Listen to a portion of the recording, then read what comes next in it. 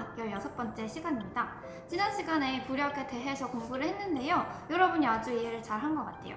형성평가 정답률도 높았고 형성평가 1번 문제에 선생님이 항상 오늘 수업 내용 중에 기억에 남는 용어나 개념을 자유롭게 쓰시오 라고 해뒀는데, 여기에 우리가 공부했던 부력의 개념과 부력의 방향, 부력의 이용에 대한 내용들이 골고루 답변으로 적혀 있었어요. 선생님이 기억에 남는 답변이 부력이 기억에 남는다, 부력을 이용해서 뜰 수도 있고 부력을 이기기 위해서 가라앉을 수 있는 납벨트가 신기해서 기억에 남는다 라는 답변이 선생님도 기억에 남습니다.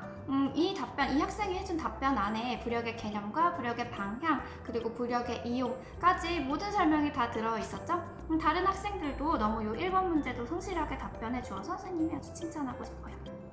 네, 오늘 공부할 내용은 교과서 84쪽의 이 부력의 크기입니다.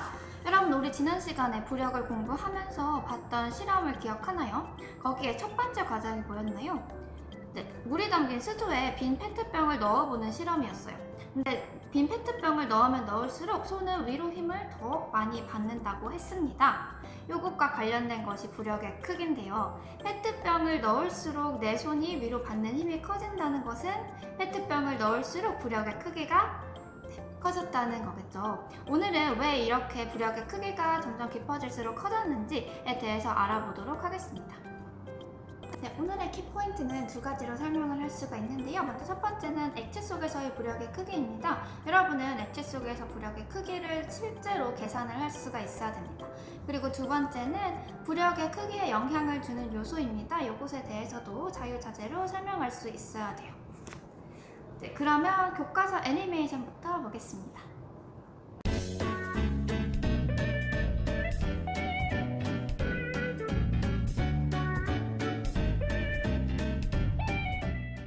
빈 페트병을 손에 들 때 물속에서 더 쉽게 뜨는 까닭은 무엇일까? 네, 짧은 애니메이션이었는데요. 이 애니메이션에서 빈 페트병을 손에 들 때 물속에 더 쉽게 뜨는 것을 볼 수 있었어요. 물속에서 더 쉽게 뜬다는 건 부력의 크기가 어떻다는 거죠? 네, 부력의 크기가 크기 때문에 중력과 반대 방향으로 우리가 더 쉽게 뜰 수 있다는 뜻이었습니다. 그러면 부력의 크기에 영향을 주는 요소가 무엇이길래 빈 페트병을 손에 들고 있을 때 더 부력의 크기가 커졌던 걸까요? 네, 이것에 대해서 쉽게 떠올리기 힘들 수도 있으니까 실험을 한 가지 더 보도록 하겠습니다. 그 밑에 해보기의 실험인데요.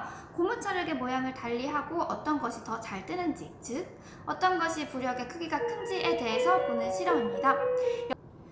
네, 이 실험에서 부력의 크기가 큰 경우를 생각을 하고, 그리고 아까 애니메이션에서 빈 페트병을 손에 들고 있을 때 더 부력의 크기가 컸다는 것을 생각을 하면 이 두 개를 비교해서 부력의 크기에 영향을 주는 요소가 무엇인지 여러분이 찾아낼 수 있을 거예요. 자, 그러면 실험을 보도록 하겠습니다. 이번 시간에는 물속에 잠긴 물체의 부피에 따라 부력의 크기가 어떻게 달라지는지 알아보겠습니다.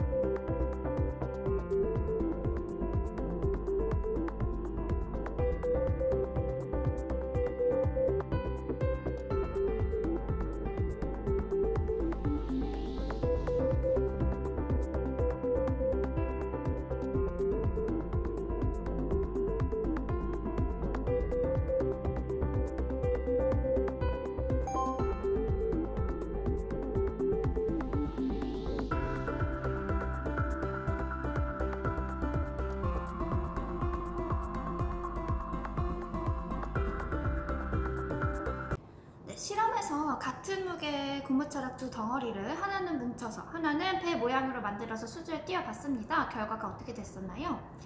네, 뭉친 고무차력은 가라앉고 배 모양으로 만든 고무차력은 물 위에 떴습니다. 같은 무게의 고무차력이라도 모양에 따라서 뜨는지 가라앉는지가 달라졌었죠. 부력의 크기가 달라졌다는 뜻입니다.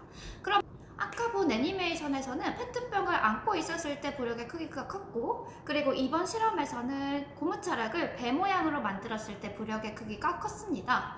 이 두 상황의 공통점이 무엇일까요? 네, 이 두 상황의 공통점은 물에 잠긴 부피가 클 때 부력의 크기도 커졌다는 것입니다. 네, 페트병을 안고 물 위에 뜨면 그냥 물 위에 뜨는 것보다 물속에 잠기는 부피가 더 커지게 됩니다. 그리고 또 고무차력을 배 모양으로 만들면 공 모양으로 만든 것보다 물에 잠기는 부피가 더 커지게 됩니다. 이처럼 물에 잠기는 부피가 클수록 부력의 크기도 커집니다. 이 사실을 알았으니까 우리 교과서에 한번 정리를 하고 넘어갈게요. 먼저 애니메이션 밑에 빈 페트병을 손에 들 때 물속에서 더 쉽게 뜨는 까닭은 무엇일까? 라는 질문에는 뭐라고 이제 답을 할 수 있나요? 네, 빈 페트병을 손에 들고 물속에 있을 때가 물에 잠긴 부피가 더 크기 때문에 부력도 더 커진다 라고 설명을 해 놓을 수 있겠습니다. 그리고 또 실험에 대한 답도 할 수 있겠죠. 둥글게 뭉친 고무차력은 물에 가라앉고 배 모양은 떠뜨는 이유가 물에 잠긴 물체의 부피가 클수록 부력도 크기 때문에 배 모양의 고무차력이 위에 떴다라고 설명을 할 수 있겠죠. 이거 교과서에 잘 정리해 놓으시기 바랍니다. 자, 애니메이션과 실험을 보고 우리는 부력의 크기에 영향을 주는 요소에 대해서 알게 됐습니다. 물체의 종류랑 상관이 없이 물에 잠긴 부피가 클수록 부력도 커졌어요. 그래서 부력의 크기에 영향을 주는 요소는 액체 속에 잠긴 물체의 부피이다 라고 정리를 할 수 있습니다. 자, 네, 우리는 이 사실을 페트병을 안고 물속에 누웠을 때, 그리고 고무차력의 모양을 달리해서 수조에 넣었을 때를 살펴봤습니다. 그 외에도 우리 교과서에 다른 예들이 나와 있는데요. 먼저 같은 무게의 쇳덩어리를 그냥 물에 넣으면 가라앉지만 배 모양으로 만들면 물에 뜬다 라는 예도 나와 있습니다. 이것도 역시 물에 잠긴 부피를 크게 해서 부력의 크기를 키운 것이죠. 그래서 물 위에 뜨게 한 거예요. 네, 이때 같은 무게의 쇳덩어리이기 때문에 이 쇠에 작용하는 중력의 크기는 변함이 없지만 모양을 달리해서 물에 잠긴 부피가 커졌을 때 부력의 크기는 더 커지게 됩니다. 한 가지의 예로 빈 페트병이랑 비슷한 예가 있는데요. 바로 구명조끼입니다. 구명조끼를 입었을 때도 물속에 잠긴 부피가 더 커지기 때문에 부력이 커져서 물 위에 더 잘 뜰 수 있게 됩니다. 자, 다시 한번 부력의 크기는 물체의 종류와 상관없이 물체가 잠긴 부피에 따라서 달라진다. 물체가 잠긴 부피가 클수록 부력의 크기도 커진다 라고 정리해 봤습니다. 자, 이제 부력의 크기에 대해서 알아볼게요. 이렇게 물체가 잠긴 부피에 영향을 받는 부력의 크기는 어떻게 계산할 수 있을까요? 자, 우리 교과서에 나와 있는 한번 예를 볼까요? 그림 14를 보면 어떤 한 학생이 공기 중에서 물체의 무게를 재보고 물에 잠겼을 때 물체의 무게를 재봤습니다. 그런데 공기 중에서 물체의 무게를 쟀을 때는 15N이 나왔고 물속에서는 9N이 나왔대요. 이 물체에 작용하는 중력의 크기는 일정하지만 물속에 잠겼을 때 무엇 때문에 무게가 더 작게 나온 것일까요? 네, 중력과 반대 방향으로 부력이 작용했기 때문에 물체의 무게가 더 작게 나온 것입니다. 그러면 이 부력의 크기는 어떻게 계산할 수 있을까요? 원래 물체의 무게보다 가벼워진 이유는 부력이 위로 작용했기 때문이라고 설명을 할 수가 있죠. 그러면 원래 물체의 무게에서 이 가벼워진 물체의 무게만큼을 빼면 부력의 크기가 나오지 않을까요? 네, 실제로 부력의 크기를 이렇게 계산을 합니다. 부력의 크기는 원래 공기 중에서 물체의 무게에서 물속에 담긴 물체의 무게를 빼서 계산을 해줍니다. 달리 표현을 하자면 물체가 물속에서 받는 부력의 크기는 가벼워진 물체의 무게와 같다라고 표현을 할 수도 있겠죠?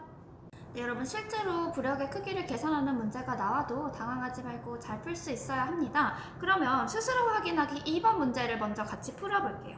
무게가 10N인 물체를 용수철 저울에 매달아 물속에 넣었더니 무게가 6N이 되었대요. 이때 물체에 작용하는 부력의 크기는 얼마인가? 라는 문제가 나와 있습니다. 우리 부력의 크기는 가벼워진 물체의 무게와 같다고 했었죠. 원래 공기 중에서 물체의 무게가 10N이었고 물속에서는 6N이었어요. 그러면 10에서 6을 빼면 10N에서 6N을 빼면 가벼워진 물체의 무게가 나오겠죠? 그러면 이 값인 4N이 부력의 크기가 됩니다. 실제로 계산을 해보니까 어렵지 않죠? 이 정도는 아주 간단한 문제이기 때문에 잘 풀 수 있어야 합니다. 부력의 크기를 구하는 문제들 많이 접하게 될 거예요.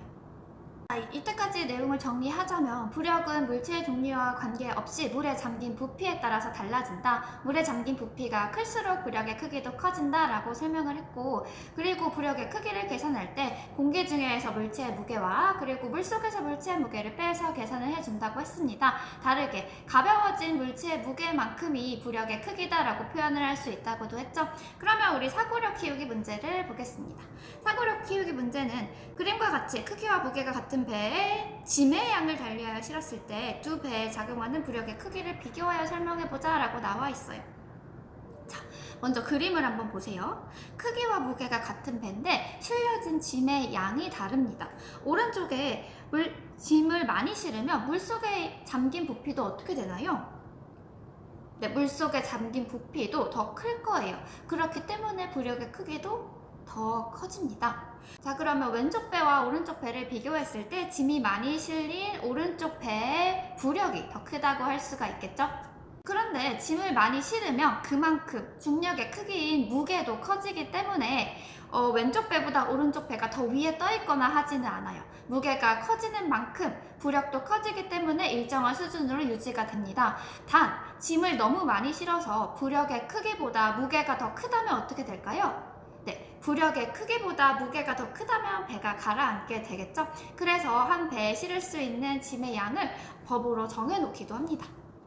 네, 여러분은 이 사고력 키우기 문제를 통해서 배에 짐을 더 실더라도 물속에 잠긴 부피가 더 커지기 때문에 부력의 크기도 커져서 배가 가라앉지 않는다 정도 기억하시면 되겠습니다.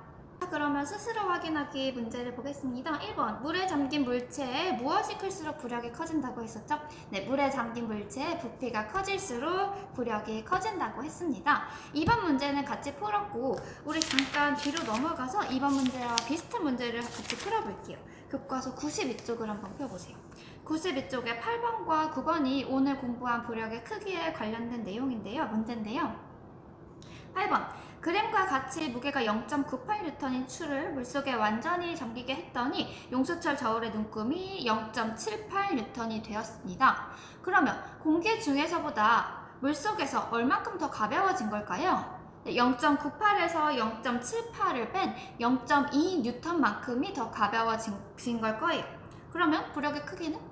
네, 이 가벼워진 물체의 무게인 0.2N이라고 할 수가 있겠죠? 네, 문제 쉽게 여러분 해결할 수 있겠죠? 그리고 9번도 한번 같이 볼게요. 9번은 그림과 같이 무게 100N인 백조가 물 위에 떠 있다. 이 상태에서 백조에 작용하는 부력은 몇 N인지 써보자 라고 문제가 나와 있습니다. 네, 백조에 작용하는 중력의 크기는 100N이었어요.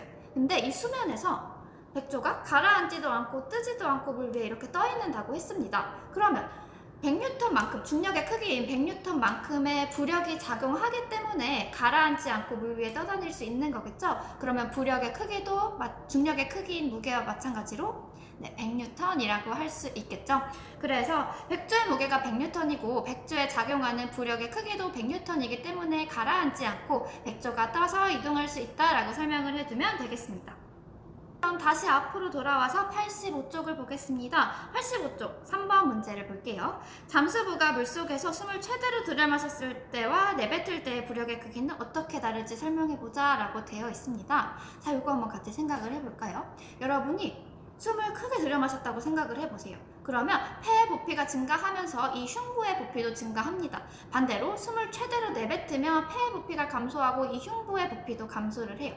근데 우리 부력의 크기는 어떻다고 했죠? 물속에서 물에 잠긴 부피의 크기가 클수록 부력의 크기도 크다고 했습니다. 그러면 잠수부가 숨을 최대로 들여마시면 물에 잠긴 부피의 크기도 커진다는 거고 부력의 크기도 더 커진다는 거겠죠. 그러면 잠수부가 약간 물 위로 떠오를 거예요. 부력의 크기가 더 크기 때문에. 그리고 춤을 최대로 내뱉었을 때는 부력의 크기가 더 작아지겠죠? 그래서 잠수부가 약간 더 가라앉을 거예요. 네, 선생님이 지난 시간에 스쿠버 다이빙 얘기를 했는데요. 실제로 스쿠버 다이빙 자격증을 딸 때 이런 방식으로 부력을 조절할 수 있는가도 테스트를 합니다. 강사님과 함께 이 멤버들이 다 바닷속에 들어가요. 바닷속에서 어느 정도 부력을 조절해서 이렇게 떠 있습니다. 엎드려서 이렇게 떠 있어요. 그러면 강사님이 한 명 한 명 위로 올라가 봐라, 아래로 내려가 봐라 시킵니다. 위로 올라가는 게 아니라 약간 올라가고 약간 내려가 보라는 뜻이에요. 그러면 어떻게 하면 될까요? 네, 강사님이 위로 올라가라 이런 손가락 모양을 하면 선생님은 숨을 최대로 들여 마십니다. 그러면 폐의 부피가 커지겠죠? 그럼 물속에 잠긴 나의 부피가 커지기 때문에 부력의 크기도 커집니다. 부력은 위로 작용해서 선생님이 약간 위로 이렇게 떠오르겠죠. 그 다음에 강사님이 다시 아래로 내려가 봐라 라고 하면 어떻게 하면 될까요? 네, 숨을 내뱉으면 폐의 부피가 작아지고 물속에 잠긴 나의 부피도 작아지기 때문에 부력도 작아져요. 그러면 다시 원래 자리로 가라앉을 수 있게 되는 겁니다. 네, 요 예와 함께 기억을 하시면 사고력 3번 문제에 대해서 완전히 정리가 될 거예요. 네, 이번 시간에는 지난 시간에 이어서 부력에 대해 공부를 해봤습니다. 이번 시간에는 부력의 크기에 영향을 주는 요소와 부력의 크기를 계산하는 방법에 대해서 공부를 해봤어요. 어땠나요? 네, 생각보다 어렵지 않게 공부를 할 수 있었죠? 네, 여러분이 형성평가 내주는 것을 보니까 잘 따라하고 있다고 선생님 믿습니다. 그리고 지난 시간에 우리 수업 뒤에 선생님이 바다 영상을 첨부했는데요. 그거 실제로 선생님이 이렇게 부력 조절을 잘 하면서 직접 촬영한 영상입니다. 어땠나요? 네, 아주 다양한 생물과 산호들이 살고 있었죠. 우리 대단원 3단원에서 이러한 생물의 다양성에 대해서 공부를 해볼 거예요. 그 전에 우리 대단원 2단원부터 잘 마무리해야겠죠?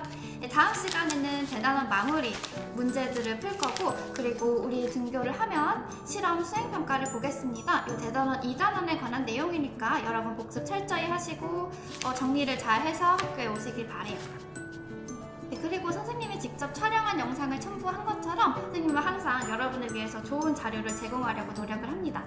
여러분도 그만큼 수업에 열심히 참여해 주시길 바래요. 지금처럼. 네, 그럼 오늘도 너무 수고하셨고 다음 시간에 만나요. 안녕.